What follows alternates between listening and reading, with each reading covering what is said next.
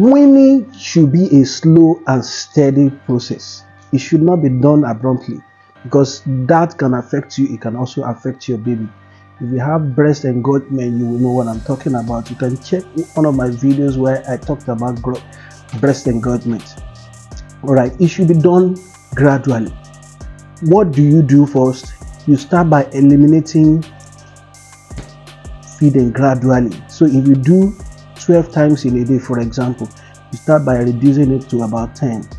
You can go to 8, and after a while it will be about 5 in a day. Eventually you're going to get to a time where you're going to stop the whole process. Now, in between that period that you are skipping breastfeeding, you can start to introduce bottle. You can do formula feeding with bottle. You can do cup and spoon. You can even introduce them to your adult diet. Yes, just make sure that you are not rushing them. You can give them something that is mild, and we're going to have a discussion on what to give them. All right. Another thing you can do is that you give them a lot of comfort and attention during this period, because they are going to cry, and you also need to know how to manage them when they are crying. You may have to be carrying them a lot. Yeah, it's not out of place, because weaning is actually a very challenging and emotional process. So you need to be emotionally available too. Now, one of the phases that is most difficult to do is weaning at night. You know, sometimes when you're breastfeeding your baby, you lie down, you put your baby on the breast, and then you continue to sleep, and so it's easier for you. Well, it's going to be a lot of work when you want to wean your baby, because if that baby needs to eat something in the night and you're stopping breastfeeding, that means you're going to rise up. But I can tell you, it's going to worth it eventually. All right. You also need to use what we call distraction or diversion strategies. Yeah, you need to distract the baby.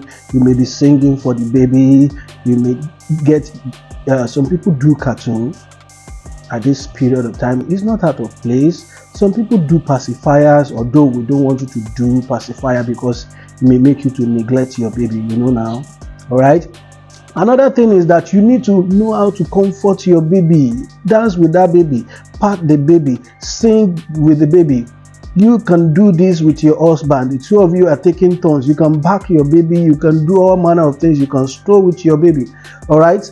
Another thing you can do is that you need to manage yourself too during this period of time, because your breast milk is going to continue to generate. So you might have what we call breast engorgement. What do you do with that? You can pump it out and make sure you are wearing firm brassiere, something tight. So if you are using size 5, for example, before breastfeeding, now when you are going to stop, you are going to go to size 4. Do you understand? So that will help you to keep your breast firm, and then it makes continuous secretion of milk to go down significantly. You can also get something tied, something like a scarf tied around your breast when you're at home, when you're not going anywhere. That will also reduce the secretion of your breast milk. Most times people will not need any drug to stop the breast milk. All you need to do is just all this that I've mentioned to you. But sometimes it may still be a concern because you're unable to stop it. You can then see us and look for gynecologists around you. Ask them what you can do. They can give you pills that will be very useful in reducing the flow of the milk. And they can also tell you things that you can also do to improve the nutrition capacity of the baby. I hope I've been able to help today. Bye, healthy people.